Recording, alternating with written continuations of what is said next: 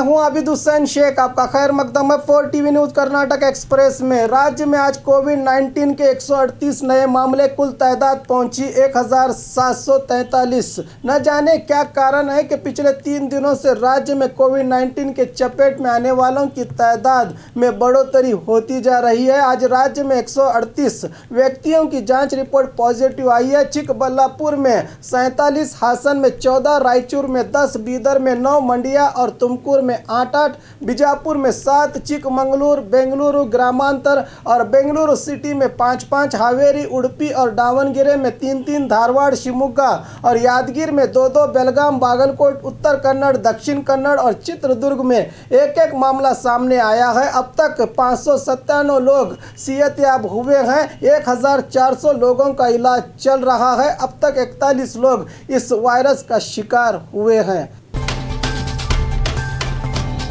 कानून मंत्री मधुस्वामी को पद से हटाने की मांग, रैत संघ का आक्रोश। बुधवार को कानून मंत्री मधुस्वामी एचएन वाली योजना के तहत चल रहे तालाब के काम का जायजा लेने कोलार पहुंचे थे। उसी समय रैत संघ महिला घटक की अध्यक्षा नलिनी गौड़ा ने मंत्री जी को समस्या बयान करने की कोशिश की थी, जिस पर भड़के मंत्री जी ने नलिनी गौड़ा को रास्कल कहकर अपमानित किया था। इसी मुद्दे को लेकर आज चिकबल्लापुर जिले के चिंतामणि तालुका में कर्नाटक रैत संघ और हसीरू सेना के पदाधिकारियों ने तहसीलदार दफ्तर के सामने आक्रोश जताते हुए मंत्री जी को निलंबित करने की मांग करते हुए प्रदर्शन किया। इस मौके पर बात करते हुए तालुका अध्यक्ष आरवी रमेश बाबू ने कहा कि एक बार फिर बीजेपी की संस्कृति का पर्दाफाश हुआ है। महिला के साथ ऐसा बर्ताव करना मंत्री जी को शोभा नहीं देता। ये पूरे रैत संघ का अपमान है, जिसके तहत इनको पद से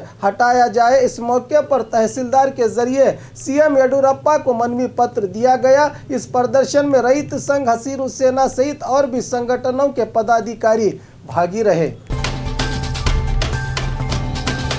अंतरराज्य रेल सेवा आज से शुरू। लॉकडाउन के बाद स्थगित हुई रेल सेवा को आज से फिर शुरू किया गया है। बेंगलुरु के संगोली रायण्णा स्टेशन से बेलगाम और मैसूर के लिए रेल निकले। इस रेल का उद्घाटन रेल सिब्बंदी नूर अहमद और मुनियम्मा के हाथों करवाया गया। बताया जा रहा है कि बेलगाम की रेल में 338 और मैसूर की रेल में 37 यात्रियों ने सफ़र किया। ये रेल सोमवार, बुधवार और शुक्रवार को सुबह 8 बजे निकलेगी। रविवार को लॉकडाउन रहेगा, कोई रेल नहीं चलेगी। ग्रामीण अभिवृद्धि विभाग को 1 लाख करोड़ का अनुदान, केएस ईश्वरप्पा। शिवमोगा के बीजेपी दफ्तर में मीडिया से बात करते हुए ग्रामीण अभिवृद्धि सचिव केएस ईश्वरप्पा ने बताया कि नरेगा योजना के तहत काम करने वालों की तादाद दिन ब दिन बढ़ रही है। रोजगार पैदा करने के लिए पीएम मोदी जी ने 1 लाख करोड़ रुपयों का अनुदान दिया है। इसके लिए मैं उनका अभिनंदन करता हूं। अधिकारी और हम एक ही परिवार के सदस्य की तरह हैं। नरेगा का ये काम कभी नहीं रुकेगा। कल और परसों से नए कामों के लिए विविध इलाकों में बुनियाद रखी जाएगी, बताया सचिव केएस ईश्वरप्पा ने।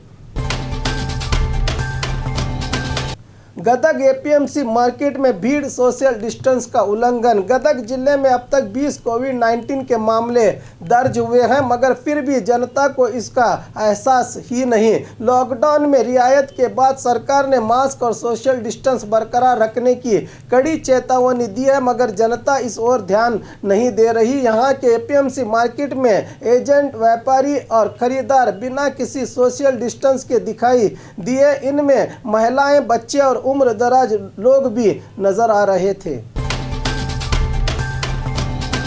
लॉकडाउन में जब्त शुदा वाहनों के मालिक लापता। लॉकडाउन के समय बेंगलुरु में बाहर निकलने वालों को रोककर करीब 47,600 वाहनों को जब्त किया गया था, मगर अब तक सिर्फ 15,350 लोग ही जुर्माना भरकर अपने वाहन ले गए। बाकी लोग अब तक वाहन लेने नहीं पहुंचे। हो सकता है कि इनके पास वाहन के दस्तावेजात न हो या फिर घूमने के लिए दूसरे वाहन हो। कुछ लोग शायद करीबी गाँव में होंगे। बहरहाल बेंगलुरु के विविध पुलिस थानों में इन वाहनों सहित वाहनों की चाबियां जतन रही है पुलिस।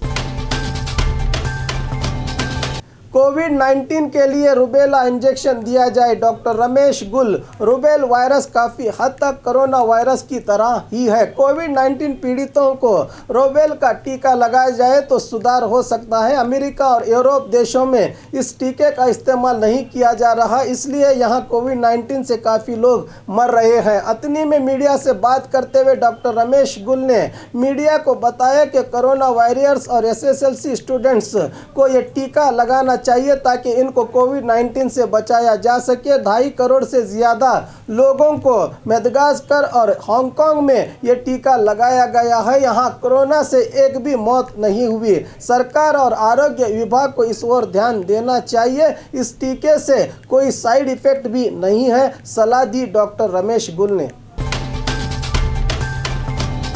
गैर कानूनी तौर पर अनाज का संग्रह, बीजेपी पर कांग्रेस का आक्रोश। बेंगलुरु के केआर पुरम इलाके के एक गोदाम में बीजेपी ने गैर कानूनी तौर पर अनाज जमा किया। बताया जा रहा है कि आर्ट्स ऑफ लिविंग संस्था की ओर से गरीबों में बांटने के लिए बड़े पैमाने पर सरकार को अनाज दिया गया था। अनाज पर लगाए गए संस्था के स्टिकर निकालकर बीजेपी के कार्यकर्ता अपने स्टिकर लगाकर बांटने की तैयारी कर रहे थे।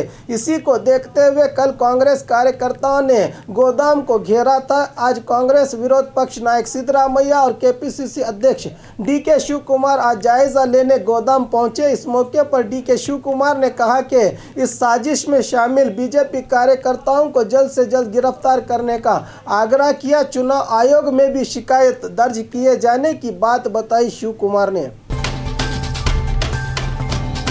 कूली कार्मिकों के चेहरे पर खुशी की लहर, रेल सेवा की शुरुआत। रेल स्टेशन पर यात्रियों का बोझ उठाकर हमाली का काम करने वाले कार्मिकों के चेहरे पर खुशी देखी गई। आज से राज्य में रेल सेवा की शुरुआत की गई तो मैसूर में कार्मिक अपनी वर्दी में हाजिर हुए। यहाँ कुल 59 कार्मिक काम करते हैं। रोज 10 लोग यहाँ आकर अपना काम करेंगे ताकि सबको कुछ रुपया कमाने का मौका मिल सके। वैसे तो एक ही रेल आज निकली है, फिर भी उम्मीद की किरण इनकी आंखों में नजर आ रही है। ये लोग कह रहे हैं कि दूसरों की तरह इन्हें भी सरकार की ओर से कोई पैकेज मिलना चाहिए। अब सरकार को इस मुद्दे पर भी सोचना होगा।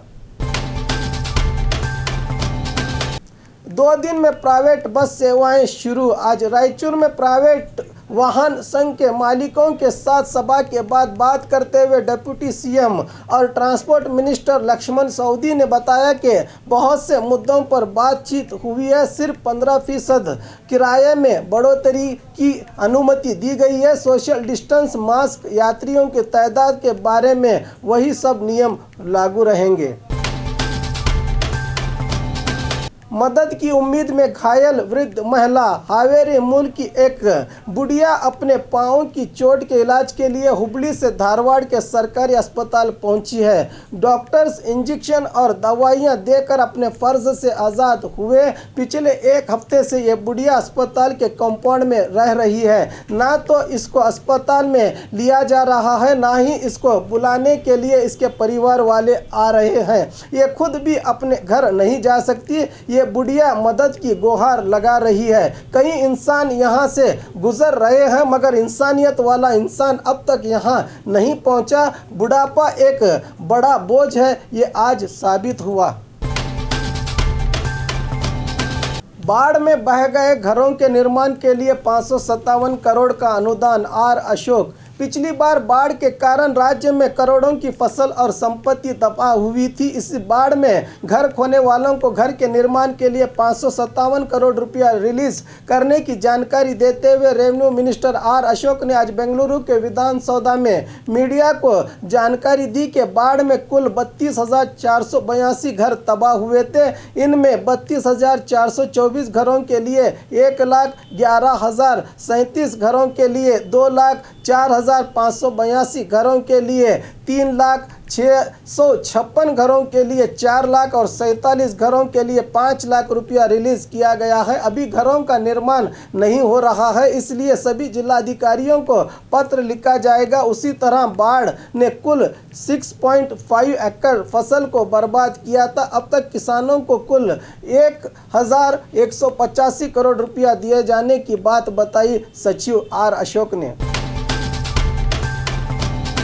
वसति योजना में भ्रष्टाचार, ईश्वर खंड्रे को नोटिस। पिछले दिनों बीजेपी सांसद भगवंत खुबा ने केपीसीसी कार्याध्यक्ष ईश्वर खंड्रे पर वसति योजना में भ्रष्टाचार करने का गंभीर आरोप लगाया था। इसी को लेकर जिला पंचायत सीईओ ज्ञानेंद्र कुमार ने ईश्वर खंड्रे को पत्र लिखकर बताया है कि भालकी में राजीव गांधी वसति योजना के तहत गरीबों को घर बांटे गए थे, मगर बहुत से घर अमीरों को ही मिले हैं। घर में ही बैठकर आपने पूरी प्रक्रिया को अंजाम दिया है, जिसकी शिकायत के कारण आपको नोटिस दिया गया है कि 1 हफ्ते के अंदर जवाब दे। अब देखना है कि खंड्रे इस नोटिस का क्या जवाब देते हैं।